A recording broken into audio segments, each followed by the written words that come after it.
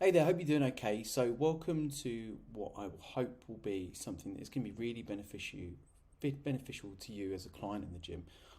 It's been my intention or desire now for a long time to contribute and to provide a steady flow of information, education for you to help you not just in the gym but outside of the gym too. So, every Sunday from now on your Coach RX, you're going to have one of these little Sunday lessons, and these are just based on what I'm seeing in the gym, conversations I'm having with clients, and thoughts that I think will help you along the way.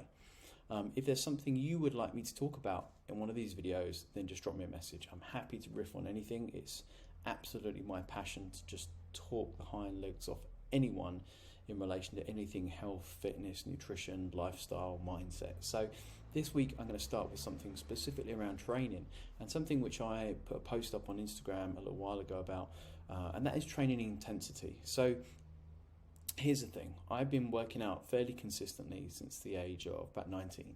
So 42 now, that's 20 something years, 23 years of training fairly consistently.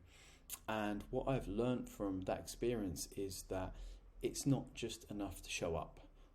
You've got to put in the work, and you've got to train at the appropriate intensity, whether that's strength training, aerobic, cardio kind of training, to get the results you want. So really, this is what I want to talk to you about today, and how you can kind of understand and get a feel for the appropriate intensity when you're in the gym to get the most out of it. So the first thing I'd say to you to help you focus and switch on to what you're doing in the gym is to really become present, mindful of what you're doing in that moment with your workout. Okay, it's not just enough to kind of think you know what you're doing and go through the motions. I want you to really double down on the intention behind everything you're doing. So what I mean by that, for example, if you're doing a squat, I want you to focus on the legs doing the work. I want you to focus on bracing throughout the whole body and creating tension so that you can move that weight in the best way possible in a nice controlled fashion. If you're doing these exercises and you're thinking about Instagram, you're thinking about what you're going to have for your dinner, you're thinking about work, you're not going to get anything out of it, okay? To get the most out of the training experience, you need to really be present what you're doing. And in this day and age, I think that's a really beneficial thing for you to do as well, because we're so distracted by these things all the time that I think the more we can switch off for that and be present and focus on what we're doing, the better we're going to be mentally as well. So when you're in the gym next, I want you to really think, right, what am I doing? What's the intention behind this exercise? What muscles should I be working? Where should I be feeling it? And really focus on those muscles. So if you're doing a bicep curl, focus on the biceps. If you're doing a chest press or bench press, focus on the chest. This is silly, but there's real evidence that suggests that if we create a strong connection between the mind and the muscle, we actually get a lot better activation and therefore a lot better growth. In fact, there have been studies over time that have demonstrated that just thinking about the act of contracting a muscle repeatedly helps it grow without actually contracting it. It's that important. So moving on to the intensity piece, how intense should it be? And without just giving you the fluffy answer of it depends, I want to give you some kind of hard and fast rules on what it should feel like when you're doing any particular kind of exercise in the gym. So let's talk about strength and resistance training. What we want to do with strength and resistance training is actually cause damage to the muscle tissues and fibers so that they go through this process we call supercompensation, which causes the muscles to tear slightly, and then the body goes, well, what's going on here? We need to repair this, and just in case you decide to do this again, we're going to make them a little bit stronger and a little bit bigger. So as you can imagine, for that to happen, you've got to train with some intensity. So what that means is when you're doing those strength training exercise, I want you to get to a point where you are really having to think about what you're doing, that you're having to focus on the technique, that you're having to really think, right, I need to get to 10 reps here with great form. I've got to really think about this. If honestly you get to that 10th rep and you feel like you could do another 10, you need to know that you're probably not going to get anything out of it, and those reps are probably wasted, okay?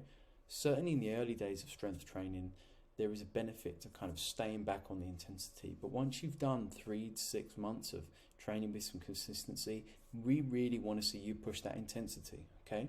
So when you're in the gym next, if you're not sure if you're lifting with the appropriate intensity, then I want you to get the coach to watch you and to ask them what they think, because it's really clear to us from seeing people train with intensity and those without, that those ones who do are going to get the better results.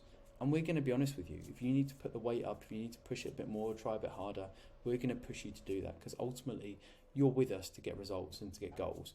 And if we just let you go through the motions in the gym, we're not serving you in the best way we possibly can. So in relation to strength training, two things there. Be really mindful and present with what you're doing and focus on the muscles that are at work, and really think about dialing up that intensity. Do you have to think about every rep? Always with us, technique and time under tension, i.e. the tempo you do it at, is really important. So don't compromise on those things for the sake of lifting a heavier weight. But there is a sweet spot where you lift that weight, it's challenging, you have to think about it, and you're kind of going to get those positive adaptations. I would happily share videos of me training all day to kind of show you the intensity with which I train at. Not that that's the beacon of what you should aim for, but I just really want you to kind of think about this and double down on what you're doing in the gym and whether you can lift more with regards to strength training. Now, cardiovascular or aerobic training.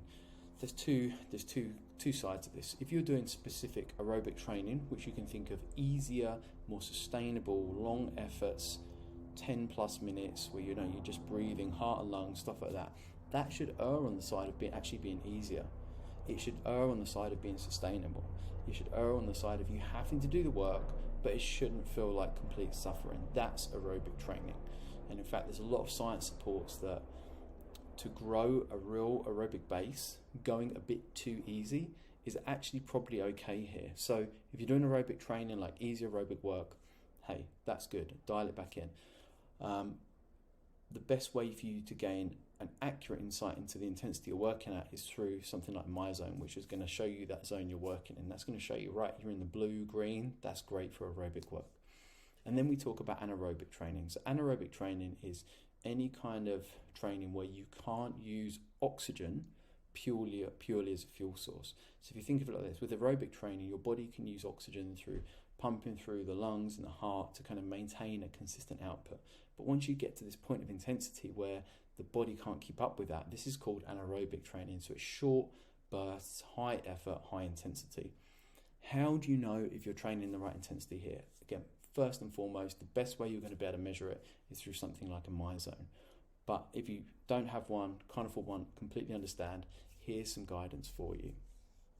Hard anaerobic or threshold training, as we like to call it, should be hard. You should feel like you're suffering and you should feel like you want to stop.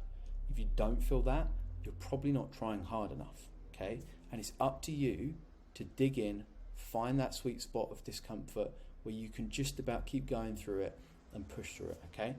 Again, like, I know this might sound harsh, but all success and growth happens in anything in life when we push ourselves to the point of discomfort. And through anaerobic training, threshold training, that's really especially so. I describe it to many clients like this. If you don't look at that workout, at those intervals, and immediately think, I don't want to do this, you're probably not going hard enough, okay? So that's what we need to do. Again, if you don't know how that should look or feel, get a coach to kind of watch you, assess, and then give you some pointers on where you need to be. But don't be afraid to push it. Don't be afraid to go too hard and suffer. Don't be afraid to go too hard and kind of realize you've gone beyond that point. I would much rather you go too hard and fail than to never find what your limit is. For me, with exercise, I know that for many of you, it's about changing how you look, how you feel day to day. But really, here's the thing with training of any kind. There's so much mental fortitude and strength that can be gained from understanding what you're capable of physically, both in terms of strength training, aerobic training, and especially this threshold kind of resilience training, I would put it. It's really a great thing to help you be more mentally and physically strong day to day in whatever you do in life. So don't shy away from it. So that's it for today. I want to keep these under about 10 minutes. It's a short one for you on a Sunday. Hopefully you've got something out of it. If there's anything else you would like me to talk about, if you'd like me to expand on anything here more, explain the science behind it, just let me know and I'd love to do that. That's it from me. Enjoy your Sunday, and I'll catch you in the week. Take care.